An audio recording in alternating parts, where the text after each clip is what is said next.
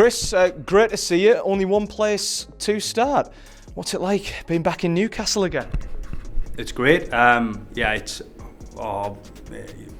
People assume that I've been at this club before, and I haven't. And I kind of always knew I was going to be a coach at this point. Not not wanting to sound arrogant, but kind of just knew that the paths were going to align one day, and it just happens to be for the 2023 season.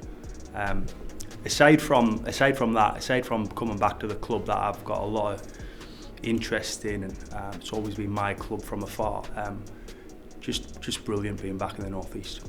I know you've talked about that kind of elements of it, being back in the North East as a proud Geordie as well, but how have you settled into the role so far, being back in the North East again? Well, there's been some challenges immediately because there's a we're kind of phasing from full-time to part-time. Although we don't like to use those phrases, we call ourselves professional. So that's what we are. There have been some challenges navigating some complexities of contracts. Obviously, it's in the public eye now about the retention and the recruitment and stuff like that, and people can see that for what it is. And I'm fairly satisfied with how it's gone so far. Not done yet, but I'm loving being back at the club. There's a lot of good things about the club. Even the relationship between the two rugby clubs, it's a lot stronger than I thought it was going to be, and I think that's only a positive for both sides. I'm still come to terms with a few things. I still getting my feet under the table, still learning a lot about the club and the little things as remembering people's names. It's in probably the national conscious at the minute, the fact that Thunder were full-time last year. I know you don't like to use these terms, but that's how they use it, full-time into part-time. What's been the biggest challenge, I suppose, the biggest test to try and navigate that? A little bit, doing my due diligence before I came up, before I agreed, and kind of knowing what had happened before. And kind of how I foresee the structure of the week, the day-to-day running of the club going forward. So just making sure that we don't make some mistakes that were made last year. And in the main, sorting the recruitment and the retention out. Like I've been a coach for a short while now, and if there's anything that you need to nail, it's players and staff, and making sure that you have a good enough playing roster and a support staff that know what they're doing and that you trust. And we're quite a way of accomplishing that so far. We're not done yet, but we're not far off. We'll come on to the retention and the recruitment in a little bit, but like I say, a lot of eyes are on Newcastle Thunder this season, and there's a lot of doubters, need I say, as well, talking about Newcastle Thunder. How much can you use that, and players use that, as motivation as we go into this season? I mean, we can, but I don't care what anybody else thinks. All that matters is what the people that go onto that field, the staff, the office staff, anybody that is in this building and in this facility right now, that's all that matters right now. And then ultimately, obviously, our fans will judge us, but having a connection between us and the fans is critical. Not preempting your line of questioning, but kind of from day one I've spoken about having an affinity with the community, creating an identity that they can relate to. And and this is just me from the outside looking in, I don't think the club's ever really had that. It's changed grounds, it's changed names, it's had lots of different guises, and I think it's time for consistency. And the one thing that you need to have if you're going to be sustainable as a sporting franchise is grassroots development, scholarship, academy, reserve grade, and for us that means a lot of buy-in from the people of the North East. And I suppose as well that takes into account the new player development programme as well, that you're keen to, chuck a lot of weight behind, I suppose, here at Thunder. Just try and talk to the fans a little bit about that, what you're hoping to achieve out of that as well. Well, a good one to learn from are the clubs that have been at the top of Super League for a long time. You look at Wigan and you look at Leeds and you look at their pathways and their development, and they have thriving scholarships and thriving academies, and a byproduct of that is that the two teams consistently of Super League, St Helens, you know, those sorts of teams that they're consistently at the top, challenging for finals and trophies all the time. And we'd be stupid not to kind of look at a template of what these clubs do. And it's nothing. It's not nothing revolutionary. It's just you look at the junior development in those areas, and I look at it in these and in this area now, and we need to tap into it way more. And you'll see the staffing recruitment, you know, and I'm not just talking about players. I'm not just talking about little Johnny that's playing under 11s one day should be aspiring to play for Newcastle Thunder first team, but there's a process of getting to there, and that's it's a tough journey, and it's one that from personal experience I wanted to walk along, but I couldn't, because Newcastle Thunder didn't exist when I was 16, 17. So the kids in the area are really fortunate, you know, but it's down to us to tap into that. I know there's talent, I know there's fantastic athletic ability, you know, and it doesn't have to be just rugby league, multi-sports. We can tap into lots of stuff. We've got a lot of stuff going on at the minute, but the key is relating to the community, going into the community clubs particularly, you know, identifying players, but a byproduct of that is also, you know, the family become fans of the sport. Who's the local club? Who's on the doorstep? Well, we are. They come through the turnstiles, they spend the money at the club, at the ground, and it's just a knock-on effect. And I suppose that links into the recruitment, kind of, because the likes of Reece have come back into the fold, Alex Clegg have come back into the fold, Jake as well, I suppose, have come back in too. Yeah. Was that behind your thinking when you bring in these players, not just because they're good players naturally, but because they've got that link between the pitch and the community? Absolutely, it was. I'd be naive and I'd be daft not to consider that stuff. There's a number of factors that go into recruitment and signing players, and being a good enough rugby league player is ultimately the top. But underneath that, and only just underneath that, are, you know, the link to the club previously, you know, how their Thunder career ended previously, and a little bit of unfinished business. All the boys you mentioned, and there's a couple more, have significantly improved since they last left the club. You know, they've all got, you know, Alex and Jake, for example, are Yorkshiremen, but, you know, they studied up here. They've been linked to the club for a long time in the area, and they love the club. Reece loves the club, you know, and obviously, off the back of that, Reece is, you know, one of his roles is to play, but one of his other roles is to coach. And that was a factor too. So just the more people we have that care about this club, that want the club to be successful, and can, and also people I trust that I know will do their job, you know, and have my back in times that, you know, it's not always going to be easy this year. There's going to be some challenges, there's going to be some pitfalls, there's going to be some hurdles to get over, and that's when you need to stay strong and you need to be resilient, and, you know, you need to stick to that common goal, which we'll have, and having all these people is only going to strengthen us. And I suppose as well it's showing the youngsters out there, you know, your 15, 16-year-olds, that there is a pathway into the first team. A prime example of that, Alex Donaghy. We've just heard today at the time of filming that Alex has signed a new one-year contract with the club. Yeah. How important was that to bring Alex on, but not just in terms of what he can bring to the team, but also what he can show to the academy kids coming through? Absolutely. Like I touched on previously, there wasn't a pathway for me really. Yeah.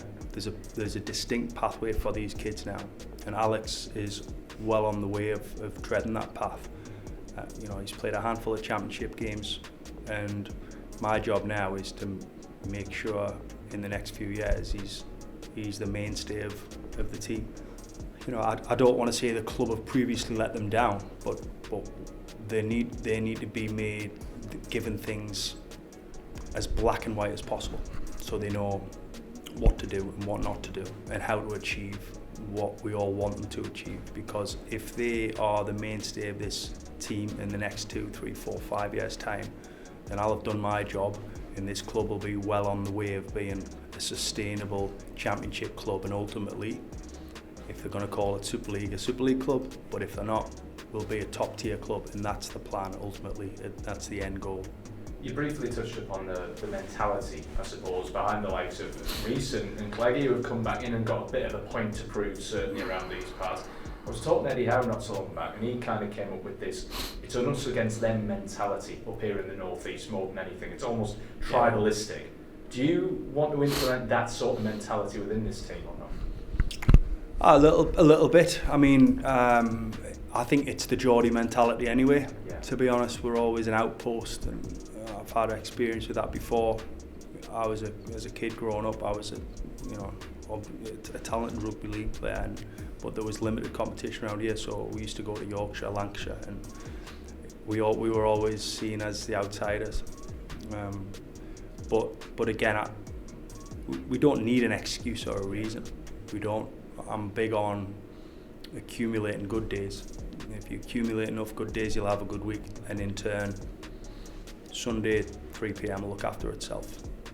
And then by June, July, August, you're where you need to be to come September, and you're playing in the games that mean something. So, there's got to be a vision, there's got to be a plan, and there is, but there's also got to be an understanding that you've got to work hard from day one, and in turn, everything in September will happen.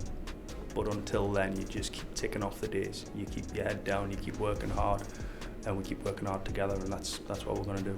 We'll come on to the kind of the aims, the ambitions in a bit. I just want to mention the fans as well, because I know one of the big gripes over the last year, 2 years, I suppose, not that it matters to you because you weren't involved with the administration then, but one of the big gripes was the fans felt disconnected from the club.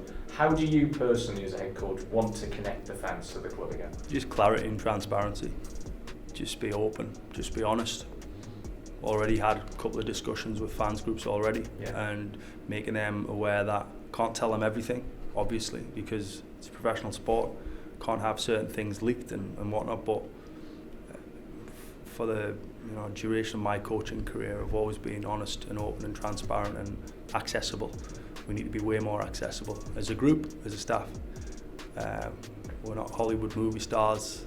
We're not, we're nothing. We're normal people, working class people that have a very fortunate position of working in professional sport.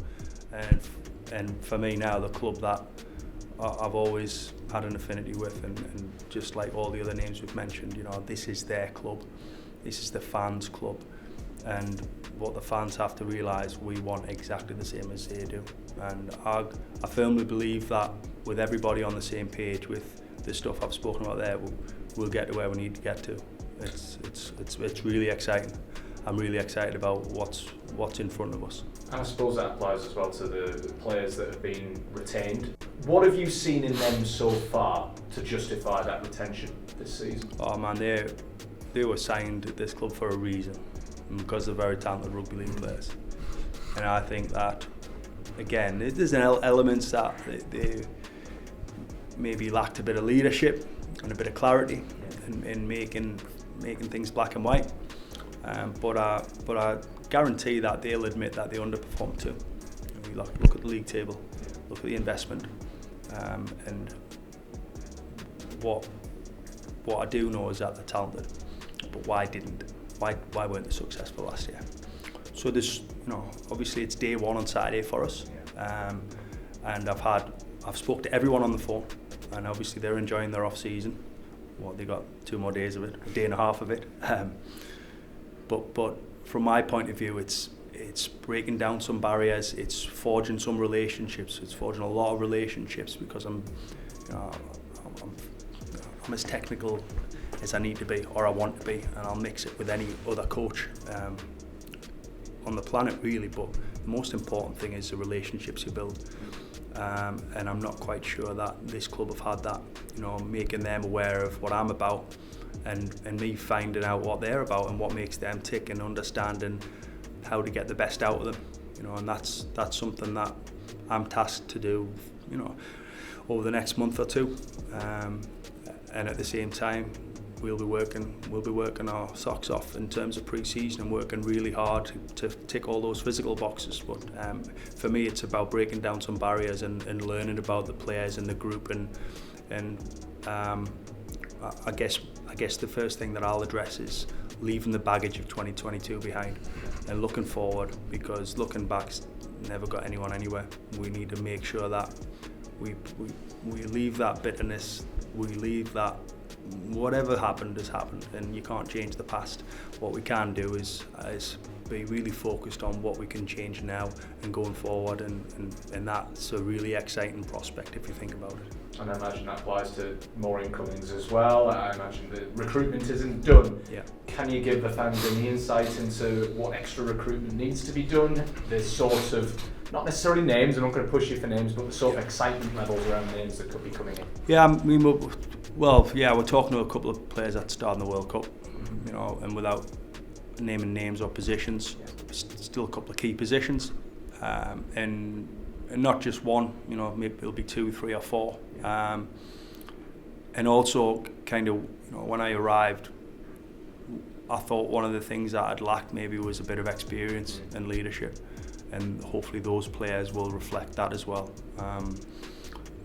In saying that, in terms of the leadership group, there are a number of players, especially the ones that are returning, the ones that have been part of the club for a year or two already. You know, you look at the Twins, you look at the Chapel House, they've been around a while now, they're 27 going on 28. I've spoke to them and, you know, really enthusiastic about the task in hand, but they need to lead. It's time for them to kind of step up to the mark and you know, lead by example, and I've no doubt they will. But there are some people that are going to have to come to the fore, and there's also people that we're going to be bringing in. You know, look at Reece Clark too. Reece Clark has matured. I was player coach at York Knights. Jeez, over 10 years ago. Wow, over 10 years ago now. Testing your age, yeah. So Reece has matured somewhat since those days. You know, and people will be pleasantly surprised.